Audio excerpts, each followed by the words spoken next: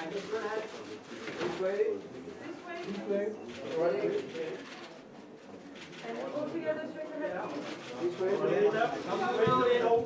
More left. Stop to the right, please. This way, please. You guys turn to the left, please. Hold on a second. I think we'll discuss it. We'll give you everything. Okay, yeah. We'll start on this side. Very good. Slowly turn the heads that way. Yes, that's great. Here we go, everyone.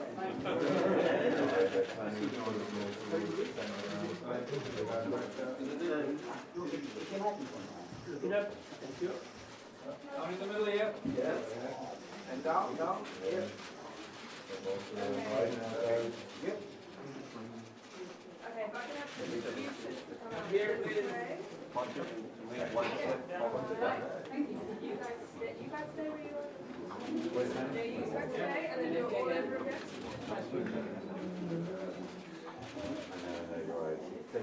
Same procedure. And you turn as we start over this way again. Step forward. Yes. Possible. Coming around, please, Jack. Matt, your eyes here.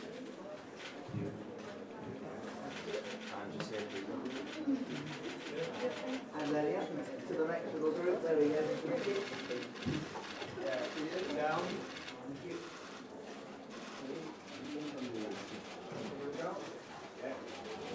All together straight ahead. And front row. This way. Second row, please. This way, down, down. Okay, look right today. Look up. I can hear you. Look up. Then, Up in the corner, please. Just in between. Yeah, perfect. Here we go. Here.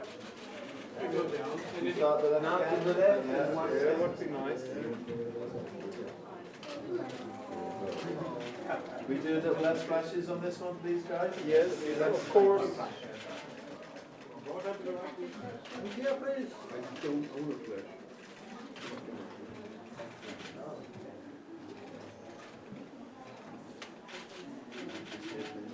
Yeah, there we go. Fantastic. Down. Okay. Could you go down? and then You you have go. one Can I level. go down? Yeah, sure, sure. Perfect. That's it. Yeah, Benedict, please. This way, Get to your left. It would be nice if we got the opportunity as well. yeah, nice one. And just here, please. More left, and run more right. A little bit more, there we go, there we go. That's great. Thank you. Great job.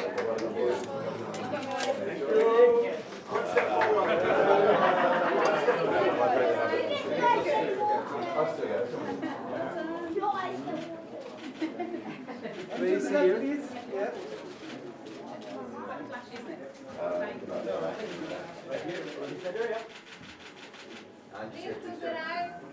Looking up, there we go.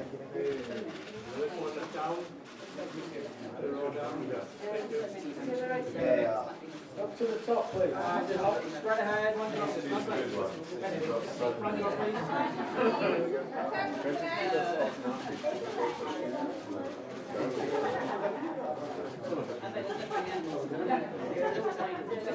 This way.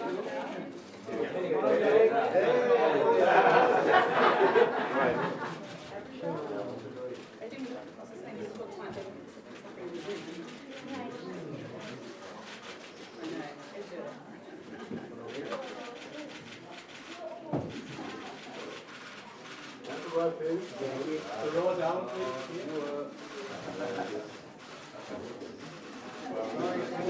Yeah, just straight ahead. Happy doing it.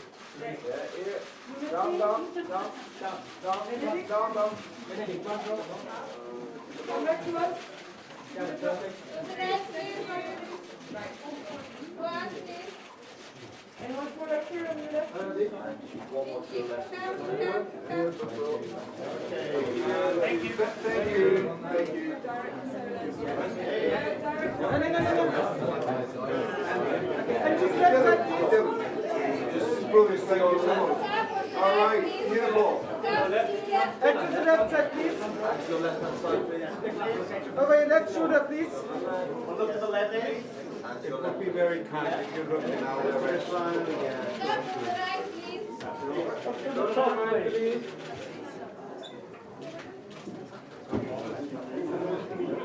Thanks. Over here.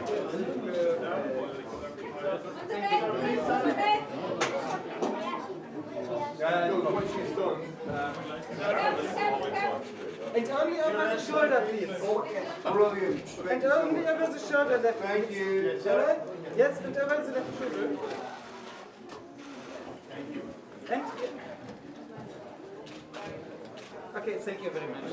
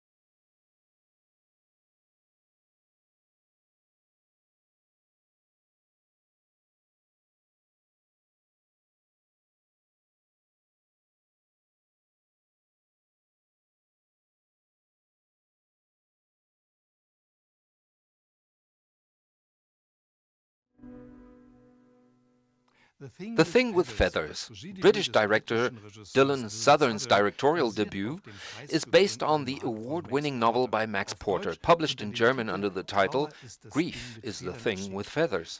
In it, a father and his two sons must come to terms with the sudden death of their mother. The father does this by drawing a graphic novel. As a metaphor for grief, a giant crow that looks as if it could have sprung from the drawings appears in the house. Dylan Southern was able to sign up an international star for his first film, Benedict Cumberbatch. And this is the press conference for the Berlinale special gala, The Thing with Feathers.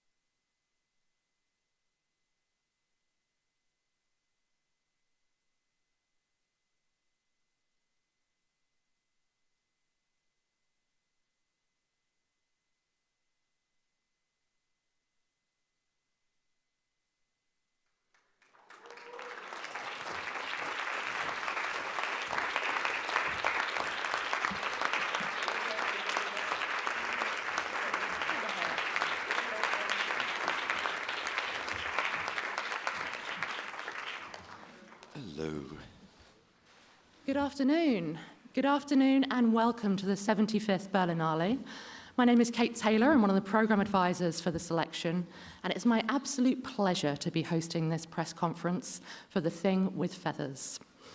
Following his successful work across music documentary, including Shut Up and Play the Hits, No Distance Left to Run, and Meet Me in the Bathroom, this film marks the fiction debut from writer-director Dylan Southern, announcing him as a significant new talent in storytelling.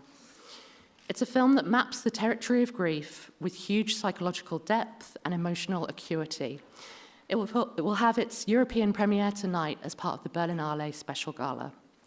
I will introduce the team next to me. Please join me in welcoming them. Furthest from me is writer-director Dylan Southern. Welcome.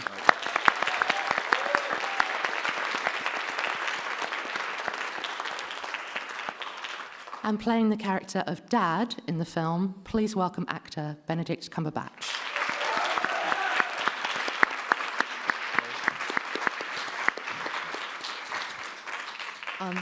So I get the first question. Dylan, can you talk to us about your relationship to Max Porter's novella, and I guess the moment when you decided that you wanted to make something cinematic from the material? Yeah, I mean, I first read Max's book in 2015, shortly after it was published, and I was kind of profoundly moved by it. I'd sort of never seen the subject matter of grief handled in a way that was, so singular and unique. It's kind of a mixture of prose and poetry. It's an incredibly thin volume, but it just contains so much depth and nuance and insights into something that everyone either has been through or will go through. And my particular connection to it was that I'd kind of lost people when I was young, and at age 18, at the point when you're just starting to see the possibility in life, to suddenly be confronted with how finite it is and how that can come at any moment. And I don't think at that age I had the tools to deal with that, so I kind of pushed it down and kept it with me and assimilated it in some way. And I think Max's book opened up a lot of stuff for me.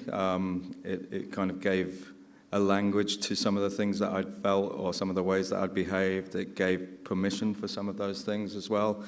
And it didn't seem like an obvious thing to adapt into a film at first, because the book is so wildly kind of formally inventive and so plays with structure. It's in 3 different perspectives, it's in different tenses, it spans multiple years. But the more I kind of dug into it, the more the shape of a film emerged, and a film that couldn't be exactly what the book is, but could share its DNA and could be as experiential. And in making this film, I wanted people to go through this period in the family's life and to feel the things that they feel. And I think, the book did such a wonderful job of that for me as a reader.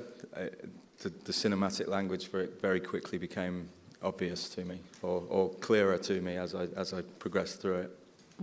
Absolutely. Okay, over there. Hello, Anna York, Pop Matters. Congratulations to both on a fantastically poignant film. My question is actually for both of you. Max Porter's work is quite uncanny, as you've mentioned, insofar that it doesn't really focus on dialogue to bring its themes to life. And this is also one of the problems we've seen with Dad, that he couldn't really verbalize his grief or verbally process it. So how did both of you, together or separately, go about creating this grief viscerally and visually and emotionally without using excessive dialogue? Thank you. So, I mean, you're right. The book is, it's very kind of poetic prose in the book, and there isn't a lot of dialogue. But that's one of the things that attracted me. In this film, there's a duality to it. You have these moments of domesticity and these moments of just having to get on with life, but you then have these kind of expressionistic sequences in which Crow kind of takes over, and that sort of duality of like the everyday and these more fantastical sequences that are very much expressionistic representations of what's going on for Dad in those quieter moments. That was the thing that was really kind of interesting to explore cinematically, the way that Crow can arrive in a memory and take over the memory and say, no, I'm not going to allow you to be sentimental, I'm not going to allow you to explore this magical thinking that she could come back, or, so that's very much the function of Crow, as grief does. It kind of sweeps your feet from under you and makes you be realistic about what's happening. So, it was a bit of a, to be as playful as Max is with words on the screen and to kind of take the audience into these kind of psychological spaces. It was really, really fun. And then I chiefly like things that allow interior thought in cinema and cinematic language to be seen and imagined or witnessed in a non-verbal way. And I think the way certain shots were set up and situations where you see Dad in small bottlenecks of moments of privacy where he can then express himself was sort of is one of the gifts of putting a lens, a camera on Max's novel. So I saw it in very sort of cinematic terms, I suppose, in that regard. I think also, just like Dylan was saying, this bleed between the conscious and the subconscious is very rare. Well, a lot about this, I hope, is quite rare terrain for examining grief. It's male. It deals with this very particular milieu of man and age of man, but which is not so unique, but the way it does so by bringing in something that exists psychically in the trauma of grief, but isn't represented or presentational in conscious everyday living, the mundane thing of how you get through the day, when the memory is going to hit you, when your disassociation is going to hit you, when your, well, what else, magical thinking, anger, how all those things that come up in behavioral psychology, which is also in the script and in moments in the film. But this subconscious thing, the dream state, the manufacture of some kind of manifestation of grief other than the day-to-day, to play off that in one film is kind of an incredible language, different language for me to work with The Crow, with the boys' experience of Crow and mine as Dad. And there were just really deft moments in the script where it was clear to go back to sort of the causal reality of everyday mundanity, where, for example, he was getting angry quite a lot, but in different ways with the kids, and it's always at points of losing control. And that's what grief, the first car crash, adrenaline rush, full horror film aspect of grief really is, which is a realization that you're not in control. No one is. No one knows what's going to happen in 10 minutes. And it's so, in this instance, so sudden for this family. That the fear of that, I think, started to transfer into his behavior. So he'd be cross with them because he'd lost them in the woods. He'd lost another thing, but it wasn't really that. It was the fact that he'd lost his wife, and anything could be lost to him at any moment. And he realizes that and breaks down in remorse and asks for their forgiveness and just says, "I'm so sorry. I miss her. I miss Mummy so much." So it's very deftly written into the script in a more psychological way, but also in a sort of pseudo semi-conscious way as well. So both of those states to play with are really interesting, to be less verbal. Unlike me, I'm very verbal, unfortunately. That answer proved. Okay, over here. Hello, Catalina Inonea, Romanian magazine Conștiința. Congratulations, Mr. Cumberbatch, for a great performance. Thank you very much. Also, congratulations to the young boys. Yes. Also did lovely. Two great young actors, I have to say now. They're upset that I call them non-actors. I understand why, but they are brilliant actors. But they were non-actors when they began this job, and hence one of the reasons they're so brilliant. Great. Yeah, hope that makes up for it, boys. Sorry, wherever you are. My question goes to Mr. Southern. The book you based your film on is called Grief is the Thing with Feathers, and that's an allusion to a verse from a poem by Emily Dickinson, Hope is a Thing with Feathers. The poem is called Hope. And I was wondering, to what extent can we interpret your film in the key of Emily Dickinson's poem, Hope? Because you reduced the title as neither hope or grief. And also, the main character in the novel is an academic. You declared after the Sundance Film Festival, you decided to change the profession to make it more appealing for the audience. But that academic was working on an biography, for the poet Ted Hughes, author of the famous Craw, From Life and Songs of Craw. That was his main work after the death of his wife, the great American poet Sylvia Plath, who committed suicide in 1963 after a horrible breakup from Ted Hughes. They did have 2 children, and also after suffering from depression. So we don't really see the main character, the feminine character, but we see her blonde hair a lot of times. Should we understand, or could we understand that as an allusion to Sylvia Plath and her complicated relationship to Ted Hughes? Thank you. Just say yes. Yes. Yeah. I mean, you could, yeah. Yeah, I mean, there should be an allusion to Dickinson's poem, you know, and the fact that it doesn't say either grief is or hope is in the title is a choice. And I think in this film we move through like different aspects of grief. I don't want to say stages of grief, because I think the whole point of this film is to deny that kind of self-help way of looking at grief, that it's something that you move through in 5 steps and you're cured and healthy and, you know, whole again at the end of it. That's not what this is about. It's about how you assimilate grief. And, you know, within that, there's, as Benedict was saying, the initial horror of grief, you know, the raw shock and the anxiety of, like, it's just happened to you. There's things like magical thinking, you know, she might come back, I might wake up one day and this was all a dream. There's things like survivor's guilt, you know, and how that can quickly turn into anger. But in the film there is also hope, and that's the hope that comes from the support of friends, it comes from the love of your children, it comes from finding a way and the agency to move through this situation and kind of assimilate grief rather than fight it, and to use it for what it's useful for. So I definitely want people to take away the idea of hope from this film. That's a huge part of what the intention is. A film made by lots of people who gave it their all and crafted it beautifully, and it was made with kindness, and it is a film about hope.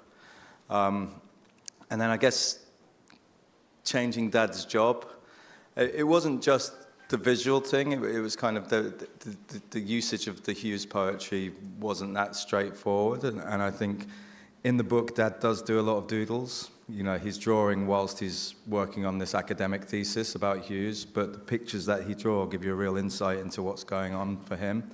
And I just like the idea, you know, there's been a book made which does in a very literary way. There's been a play that did it in the way that you can only do on stage, and this was the film, and I wanted to make it as visual as possible, which was why I kind of lent into this idea of Dad as an artist. And also there's a huge element of this film that's about the power of creativity when you're going through something like this.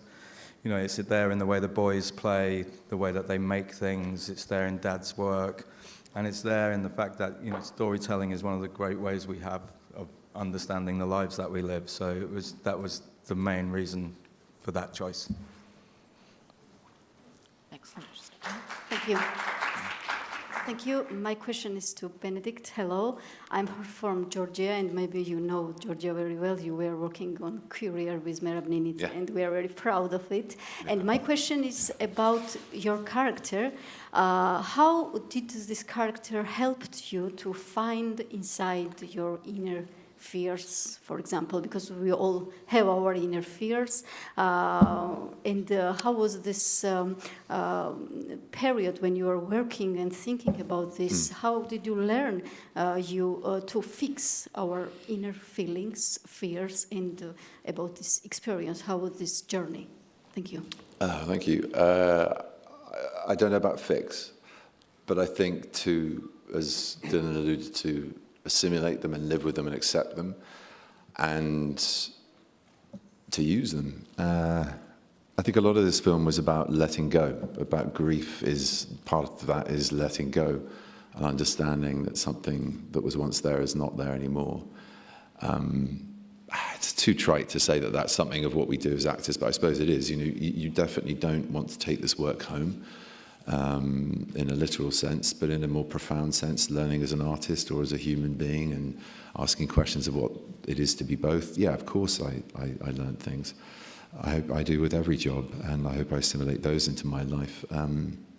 Yeah, it's hard to be specific. I think there were lots of elements in this that were very unpredictable and required just leaning in and having faith rather than overstudy, overthink, or overstretch, just letting things happen. Capturing lightning in a jar, as it's often likened to. You know, we had real crows, animatronic crows, 2 children who'd never acted before, who were brilliant actors. The joy was just letting all of those elements play and not trying to, when it came to being in any sort of lost state of grief or behavior of grief, to just see what happened rather than preordain what should happen. And Dylan was very collaborative and very tolerant to that and facilitating for that. You know, it was about, is there something there? Is there not something there? And odd moments would just sideswipe me, like folding. It's only a small part of the montage in the film, but there was a moment of folding the clothes up for the final time, of taking the wife's clothes off the rack and leaving an empty rack and folding the clothes into the box. And you know, I'm 48, I've been through a bit, I've lived, I've experienced grief. I think most people have by my age. Yeah, it just really struck a chord, really struck a chord. And I wasn't expecting it. So, yes, I think when you leave it alone, the unexpected stuff happens, which is really fun. I mean, it sounds perverse when talking about grief, but as far as the artistry of making something feel or look or be real in that moment for a character, you just leave it alone and it happens. So, yeah, letting go, I guess, was my chief takeaway. Thank you. Okay. Yeah. Hello, to you. Oh, that's loud. From Rolling Stone, Germany. I have a question about like art, and art always like shows a part of the society. And what you think as an actor and as a writer about like your job with like reflecting these things with the society. And because we're music magazine, what's your favorite song right now? Thank you. Whoop-de-whoop. No. Dylan's been You making can some start songs. with the easy question if you want. What's the last question first? Yeah, if you want. I don't know what I don't really do favourites. I mean, something I'm listening to a lot of. Arlen Cooper, he's a wonderful artist. You know, yeah. There you go. He's a fan. He's very special. I'm listening to a lot of MJ Lenderman and a guy called Thomas Dolbaum. Deep cuts. As an artist, I think you're dead in the water if you try to go out and proselytize or be didactic. But I think you, again, talking about openness, if you're in the world that you're portraying, you naturally absorb certain things in the zeitgeist. I think as storytellers, as producers at Sunny March, as filmmakers and writers, you know, you start to collate a collective, and concerns come through that time of life, family, the politics of the world. And I'd say that, you know, a lens on male grief and the strength of being weak, of being vulnerable, of being open and able to learn from tragedy rather than trying to oppose it with more force and more force and more force, I think is obviously quite a prevalent and strong thing. But we certainly didn't go out to make a film to make that statement. I just think that is a natural thing to celebrate in the work we've done. Yeah, uncertainty and emotional vulnerability are not sort of top of the agenda of the alpha male machismo that's being pushed as the strongman image of what masculinity is or should be. So I'm very happy to be part of storytelling that goes in the opposite direction of that. Yeah. Do you? Yeah, I agree. Yeah, he agrees. Okay, you're welcome. Okay. Hi, I'm Nora Staffenhang. I'm a freelancer, and I wanted to thank you for being so vulnerable in this movie and congratulate you on this incredible performance. Thank you. And yeah, if it was very difficult being this vulnerable and open on screen, and also how the acting with the children was, because yeah, they were really good and it seemed really natural. They're here now, policing my every word. No, they were amazing. One of the chief creative joys actually was working with them and treating them as fellow actors, and they were magic. And having never done it before, you know, their experience was so fresh and new and alive and honest and had such authenticity because of that it was just a marvel to watch. And you know, it wasn't without challenges at times, but as it should be. It's not a natural environment or a natural thing for a child to be part of. But they really swam with it, and they've given 2 extraordinary performances. What was the other part of your question? Oh, my vulnerability. Yeah, well, so children, a man in a prosthetic animatronic crow suit and bits of tape on the floor for a dead wife as opposed to an actual human. There were lots of things that weren't always, perfect conditions for being vulnerable, but I felt very supported and held primarily because of the friendship I had with this guy, which came about even before the working, that's you, before the working relationship. We had a lot of fun, sometimes too much when we were talking pre-production. So I knew I had someone I could trust, who had good taste, who had a really profound knowledge of cinema, the art of it, and the artifice of it, and how to meet in the middle of that. And I felt able to do my work and then leave it alone as well, which is very important.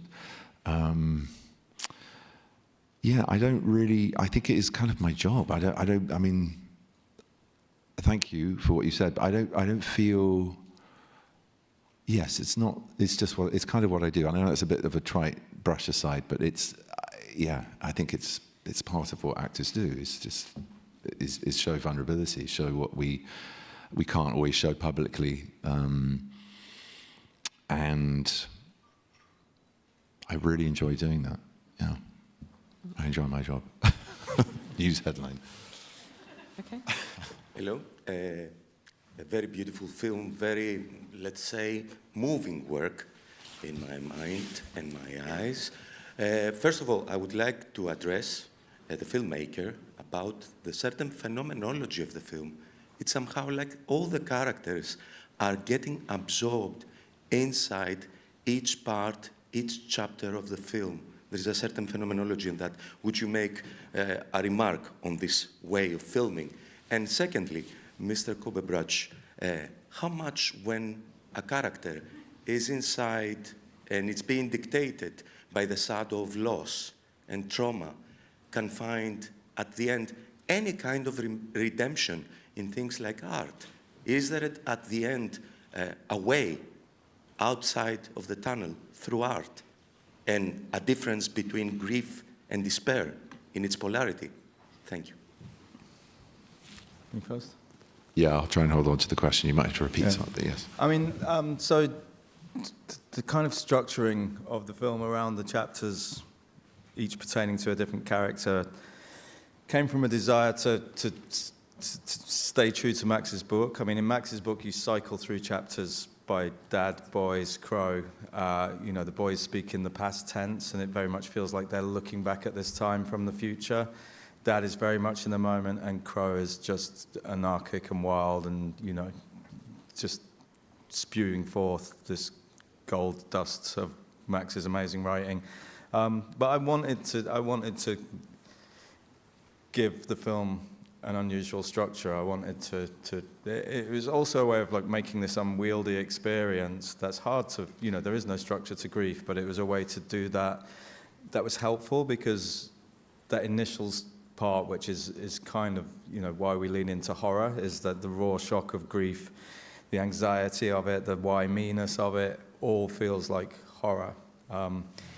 Crow arrives and he's introduced very much as an unreliable narrator, and he very much dispels the notion of what type of film you thought you were watching up until this point. He says, oh, well, I could have done those things, but I prefer the therapeutic method. And then suddenly you're into, a different schematic, And then for me, it kind of was solved in the edit. Originally, the boys' narration came earlier in the film, but in the edit, we found that holding off until the midpoint, and then suddenly you get to see what we've been seeing for the first half of the film through the eyes of these two innocent boys, and that they're going through this thing in a very different way to their dad.